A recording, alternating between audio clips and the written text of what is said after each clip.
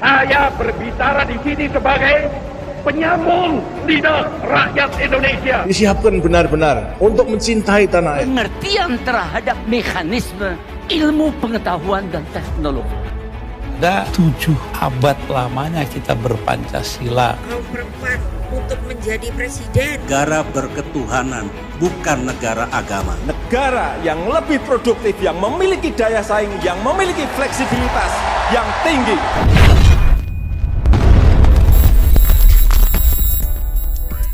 Hai guys, assalamualaikum warahmatullahi wabarakatuh. Bertemu lagi dalam video reaction. Apa kabar anda semua? Semoga anda masih dalam keadaan yang sehat, dimurahkan rezeki, dan juga dipermudahkan urusan apa saja yang anda lakukan di luar sana. So guys, pada kali ini Apis tertarik dengan satu video yang bertajuk gara-gara presiden ini Indonesia jadi begini. Jadi maksudnya gara-gara pemimpin-pemimpin Indonesia itu Indonesia jadi seperti yang sekarang guys. Apis yakin anda semua tertanya-tanya apakah yang dimaksudkan dalam video ini guys. Video ini diupload daripada channel Point, so jangan lupa untuk mendukung channel ini agar anda tidak ketinggalan video-video menarik daripada channel ini guys. So tanpa membuang waktu lagi, jom kita lihat apakah yang dilakukan oleh presiden-presiden Indonesia sehingga Indonesia menjadi begini. Oke, dengan kiraan 3, 2, 1, let's go.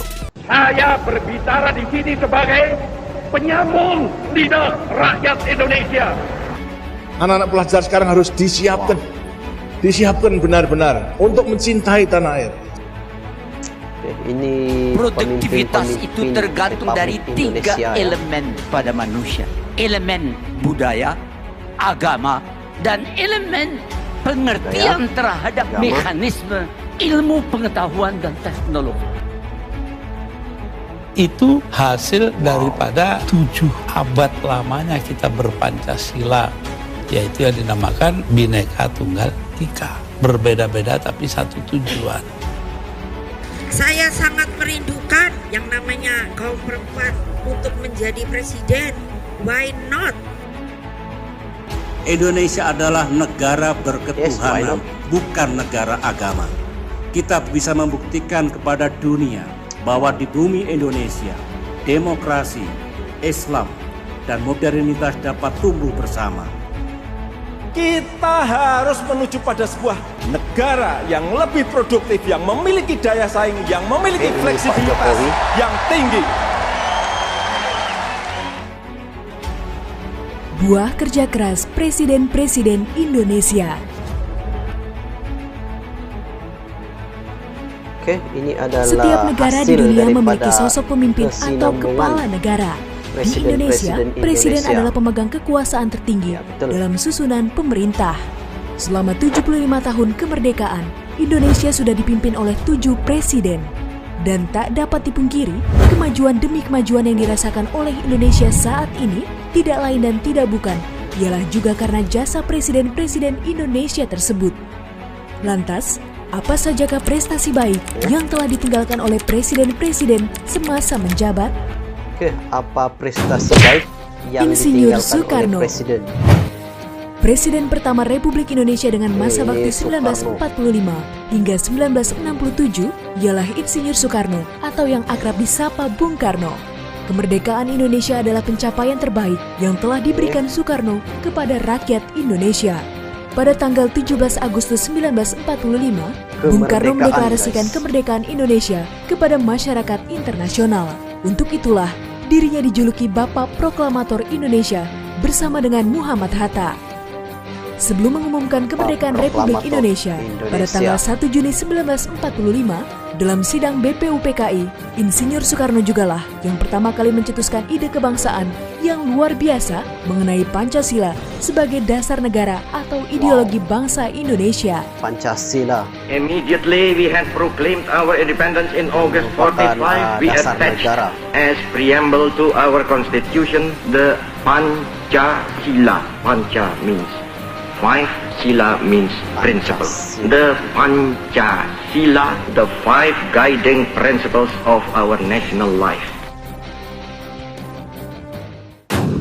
Muhammad Soeharto. Peralihan masa jabatan dari Presiden Soekarno kepada Presiden Soeharto ditandai dengan pergantian orde. Orde pemerintahan Soekarno disebut Orde Lama dan pemerintahan Soeharto disebut dengan Orde Baru. Ya, Jenderal Besar TNI Purnawirawan Muhammad Soeharto adalah presiden kedua Indonesia dan satu-satunya presiden dengan masa jabatan lebih dari 30 tahun.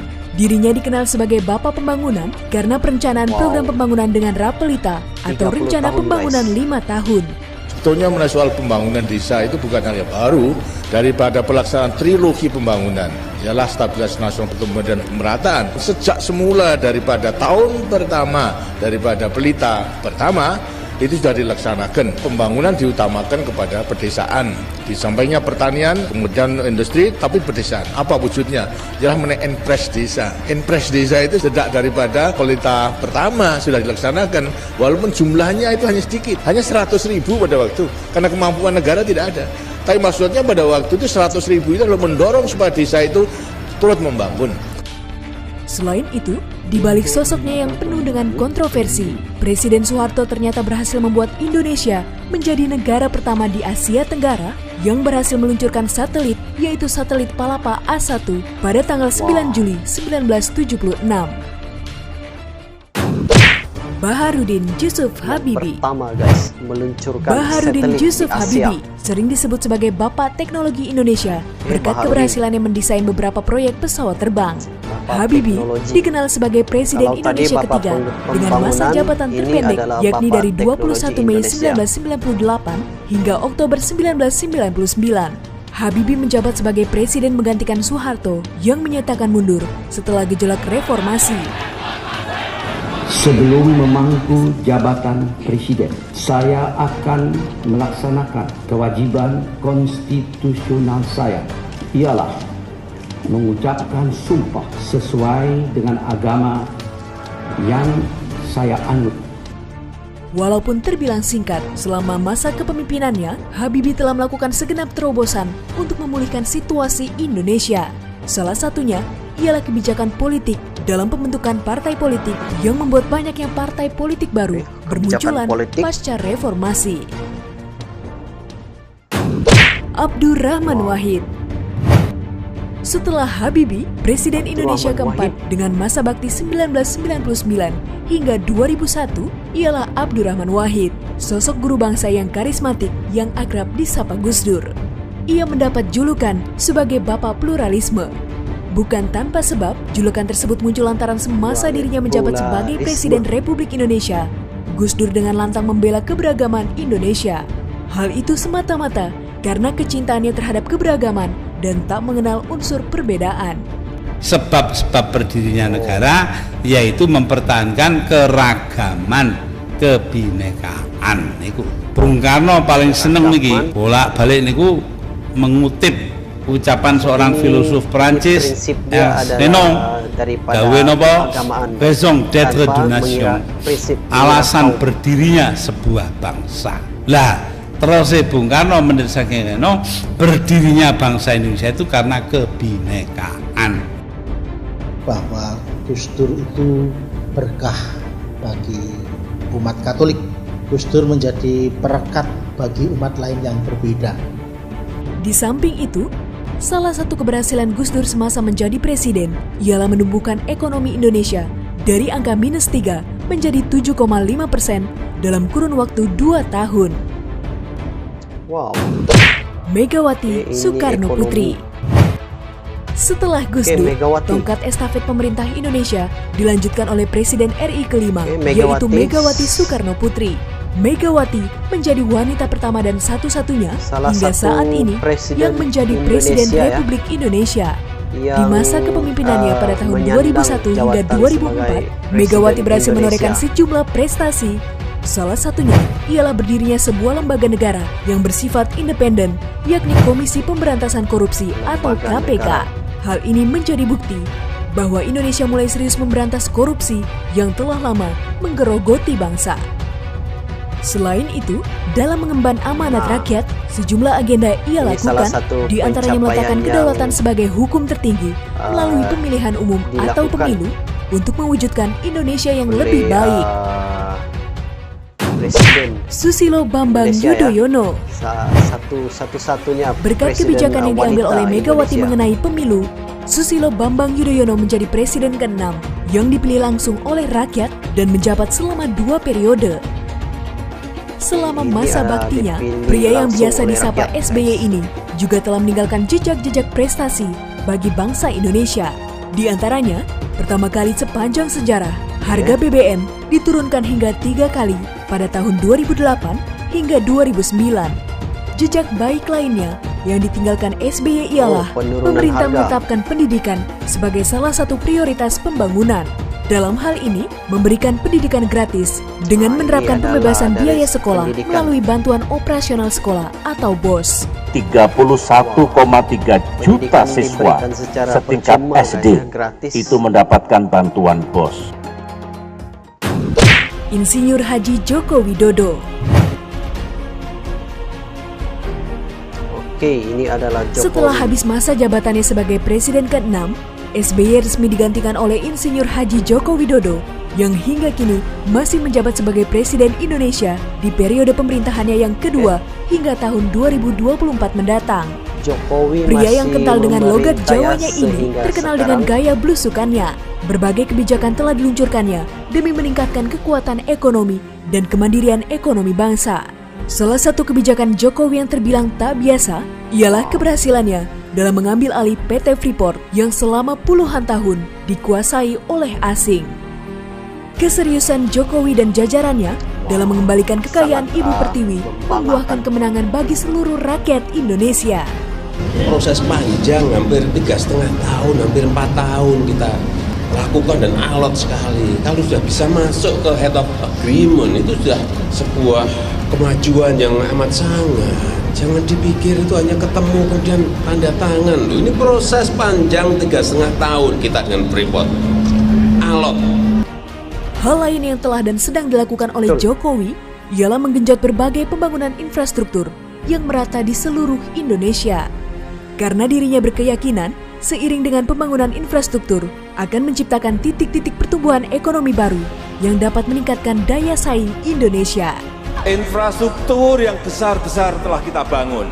Ke depan kita akan lanjutkan dengan lebih cepat dan menyambungkan infrastruktur besar itu seperti jalan tol, kereta api, pelabuhan, dan bandara dengan kawasan-kawasan produksi rakyat. Kita sambungkan dengan kawasan-kawasan industri kecil. Kita sambungkan dengan kawasan-kawasan ekonomi khusus. Kita sambungkan dengan kawasan-kawasan pariwisata. Arahnya harus ke sana. Sangat mengambil fokusnya harus ke sana. Kepada rakyat. Poiners, setiap pemimpin pastilah memiliki kelebihan dan kekurangan dalam kiprah memimpinnya. Namun, kita harus menyadari bahwa ada banyak jasa dan kehebatan yang telah diperbuat oleh putra-putri terbaik bangsa. Dalam hal ini, presiden-presiden kita dalam memajukan negara tercinta kita, Indonesia. Lalu, dari ke-7 presiden-presiden tersebut, siapakah presiden yang menjadi favorit Poiners? Oke guys, itulah dia 7 presiden yang pernah menjadi ataupun yang sedang melakukan tugas di Indonesia ya. Daripada 7 itu masing-masing mempunyai kelebihan dari segi pembangunan Indonesia itu sendiri. Seperti Anda lihat sekarang, Indonesia sudah jauh maju guys. Itu adalah hasil daripada presiden-presiden sebelum ini. Presiden Indonesia mempunyai kelebihan-kelebihan tertentu sehingga mereka mendapat gelaran-gelaran sendiri seperti Bapak Kemerdekaan, Bapak Pembangunan, teknologi, dan juga pembelajaran dan sebagainya. Hasil daripada kebijakan dan juga kemajuan-kemajuan yang ditinggalkan oleh presiden-presiden ini membuat Indonesia jauh maju guys. Daripada presiden pertama, tugas-tugas yang ditinggalkan oleh presiden pertama itu akan disambung ataupun kesinambungan akan terletak kepada presiden kedua sampai ketiga sehinggalah seterusnya. Joko Widodo juga tidak kurangnya guys, telah banyak membuat perubahan dan juga pembangunan Indonesia, terutama kepada pembangunan infrastruktur yang memudahkan rakyat Indonesia itu. Guys, ya, untuk video kali ini sampai di sini saja. Terima kasih karena sudah menonton habis video ini, dan seperti biasa jangan lupa like, share, komen, dan juga subscribe channel Hafiz, kemudian aktifkan juga tombol loncengnya. Sampai jumpa di next video. Assalamualaikum.